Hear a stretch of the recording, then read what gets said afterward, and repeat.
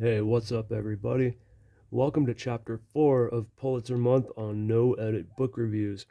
Alright, today we're looking at what has to be the most outrageous, the most hilarious book that I've ever read, the winner of the 1981 Pulitzer Prize for a work of fiction, A Confederacy of Dunces by John Kennedy Toole.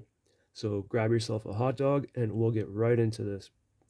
That name, A Confederacy of Dunces, is a reference to a quote by Jonathan Swift. When a true genius appears in the world, you may know him by this sign, that the dunces are all in confederacy against him. That quote is about the protagonist of this book. Specifically, it's his own interpretation of himself, not necessarily anyone else's. A Confederacy of Dunces was written in the 1960s, but it wasn't published until 1980, and there's a very tragic story behind that involving the author taking his own life. Evidently, he had trouble getting his book published while he was living, and after his death, his mother found the manuscript and got it published. And now it's one of the most beloved classic fiction comedy novels in American history. And of course, it won the Pulitzer Prize the year after its publication. The story of A Confederacy of Dunces takes place in 1960s New Orleans and is touted as the most accurate literary representation of that dialect. I don't know if that's changed or not since that was first being proclaimed, but I really enjoyed it.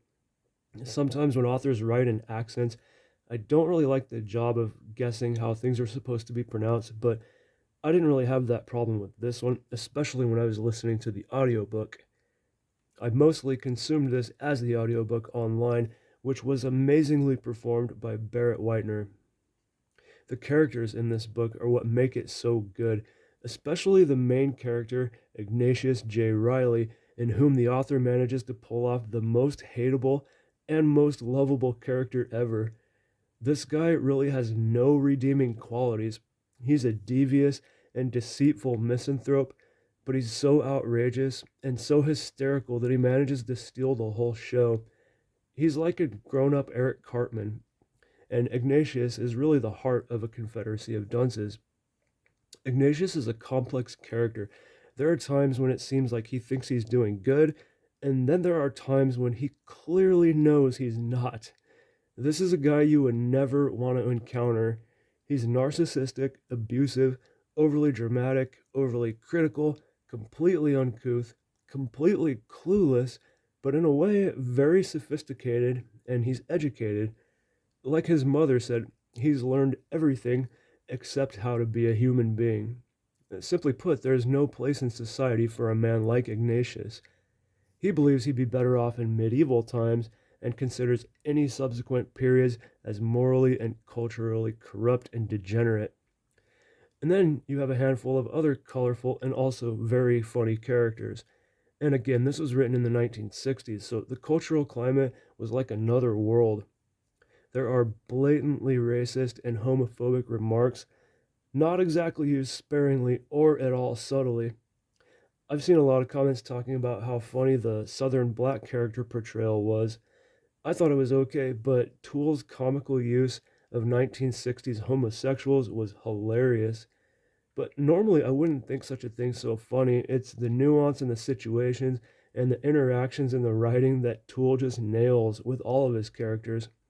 I must have looked pretty silly while I was out walking with my headphones on, smiling and bursting out loud, laughing. I'm so happy I found this book. This thing had me laughing out loud more times than any other book I've ever read. There were a couple parts that were so funny or just crazy that I had to go back and read them again. And people will tell you, just read this book. And to me, it absolutely lives up to this hype. It was pretty hilarious. But it was also intriguing and sad and just interesting. This book does a good job of balancing absurd and ridiculous writing with smart dialogue in a realistic, though mostly bygone world. I kept thinking, how crazy is this plot going to get? This is a story about the interactions between characters. The story is good and serves the comedy very well, but it's the colorful cast of characters that makes this book shine so much. And most of the characters do go through a kind of arc, for better or worse, mostly better. John Kennedy Toole inserts a lot of classical and contemporary, for 1960s, psychology, philosophy, and politics into this work. And all of these themes are explored through the outrageous exchanges between memorable and well fleshed out characters. And there's a lot of lore to this book, too, including several plans to adapt the story into a movie, but the leading roles kept dying, like John Belushi, John Kennedy, and Chris Farley. This book was also performed as a play, and an unknown person writing as John Kennedy Toole Jr. wrote a pretty successful sequel called A Cornucopia of Dunderheads in 2015. Okay, so I would encourage anyone who likes comedy to read this book, unless you find racial and sexual stereotypes distasteful, or if you just have a problem with vulgarity in general. If not, there's a good chance that, like most people, you'll love this book. Okay, that's it for this one, guys. Thank you for watching. I hope you enjoyed the video. So one of the reasons I don't read that much fiction is because so many times I'll hear of a book that is critically acclaimed and I'll read it and I'll think, well, that was okay, but it didn't really live up to its reputation. This book did. It didn't disappoint me, not for 1 minute. If you want to see why people are saying this is so funny, check out A Confederacy of Dunces by John Kennedy Toole.